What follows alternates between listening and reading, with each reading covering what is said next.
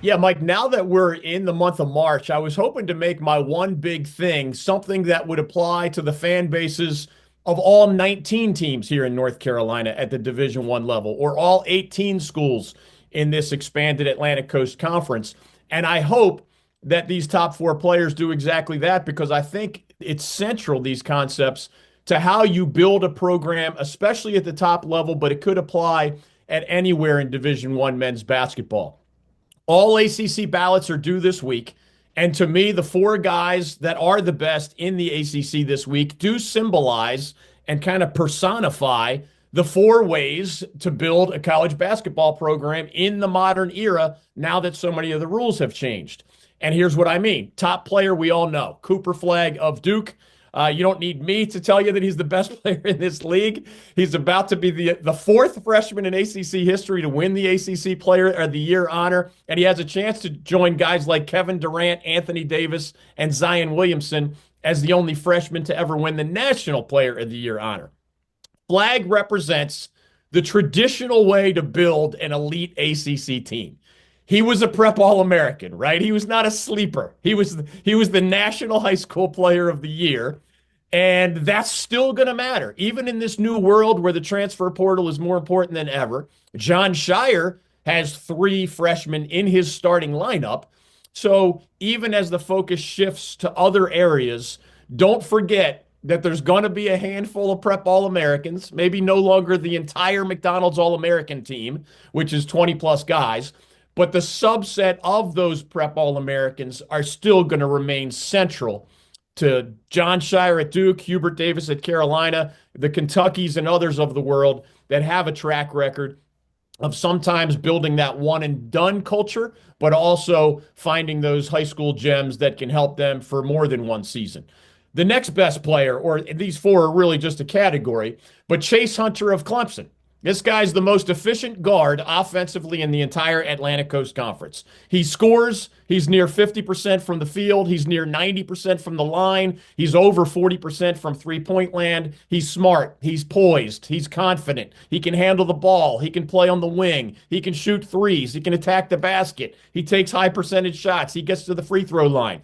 All of those things are in part because Chase Hunter of Clemson is a sixth-year college senior who has played for the same coach at the same school for all 6 years. Now, this again is the old school approach, but just like the Cooper Flaggs of the world will remain central to success in college basketball, I believe there's still going to be plenty of room for this other aspect of the old school approach. For those who don't know, Chase Hunter and his brother Dylan, who's also in Brad Brownell's rotation, they grew up in Atlanta.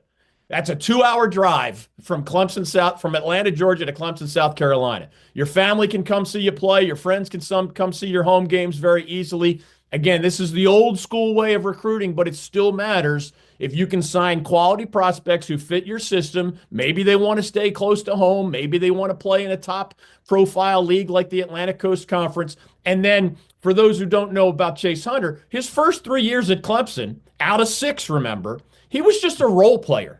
He wasn't a star or anything close to that. He helped in small ways for his first 3 years. And thanks to, the COVID bonus year and he got an extra year, he's been a starter for the last 3 years, including on the Elite Eight team that Clemson had a year ago, and obviously on this top contending team this year.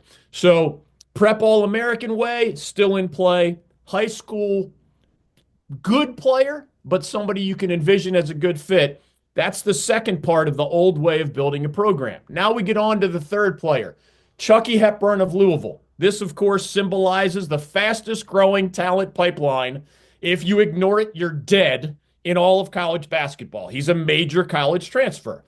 Chucky Hepburn is, I think, the number one reason offensively the Cardinals are in the top 3 of the ACC. I think he's the number one reason defensively that the Cardinals are in the top 3 of the ACC standings. He might be the ACC's Defensive Player of the Year, which is traditionally harder to do as a guard than if you're a big man. He leads the league in steals.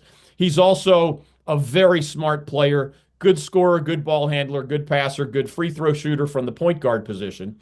But as that major college transfer, Chucky Hepburn was a good player at Wisconsin in the Big Ten. He was a 3-year starter, but he was not an elite player there. He was never first, second, or third team all Big Ten.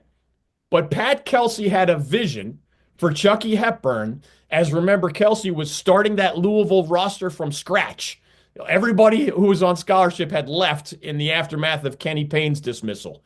He found the perfect fit for what Pat Kelsey wanted to do in the form of Chucky Hepburn. Kelsey's best players this year, of course, are all major college transfers, and he went that way out of necessity because he started a roster from scratch. But even if you're not in a complete rebuild, you'd better land at least a couple of high-impact major college transfers every single year, or your program almost certainly is going to be left behind.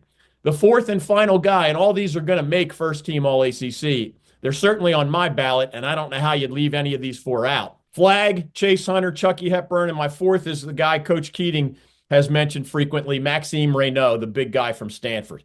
The guy, he might lead this ACC in both scoring and rebounding. He's the only guy in the ACC right now averaging a double-double in points and rebounds. He's in the 20 points neighborhood, the 11 rebounds per game neighborhood. Stanford is going to win 20-plus games and probably play in the NIT, mainly because of Maxime Reynaud. Well, why do I think he also symbolizes and personifies another way you have to consider in modern college basketball?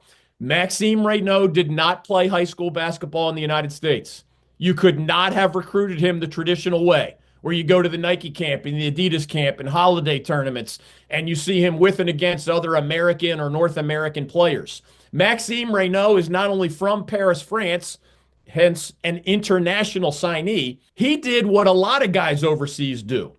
People forget our country is the only country, major country, that merges college education and trying to get to professional basketball. The way they do it almost everywhere else in the world is you're almost like a tradesman. The way, a bridge painter would be an apprentice after high school and then get the bigger bucks of being a bridge painter. That's how they do it with their basketball prospects in Europe. So Maxime Reynaud was actually playing on the same professional organization roster as a Victor Wembanyama, now the superstar with the San Antonio Spurs of the NBA. So there he was, finished high school in Paris, France, but he went to play essentially as an apprentice for one of the top professional organizations in France. But Maxime Reynaud wanted to study at an elite university in America. Stanford certainly qualifies there. He wanted to play in one of the elite leagues, Pac-12, now ACC. But one of the reasons, remember this, the international pipeline is going to continue to grow in importance, is name, image, likeness money. For decades, if you were the 17-year-old high school graduate in Europe and you wanted to make some money, you weren't coming to the United States. All those rules are out the window. So think of all these prospects who for decades have done this apprentice thing, whether it's Germany or Austria or, any of those leagues overseas, France and Italy, etc.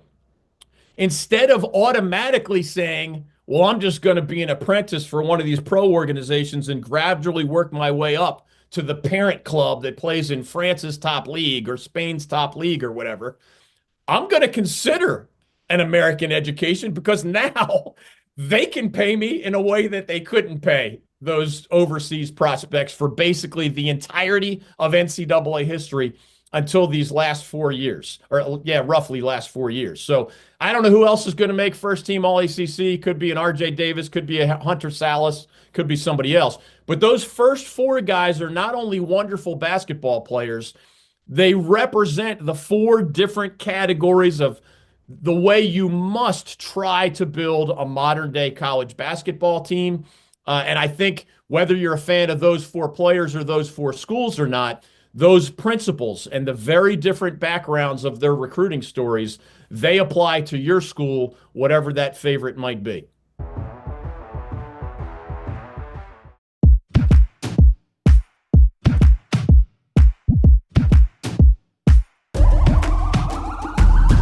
This is the moment we waited for. Everything you want is right here. We gon' give them what they came for. We gon' take it up from last year. Shoot 'em my shot, boy, I'm long range. Me and the team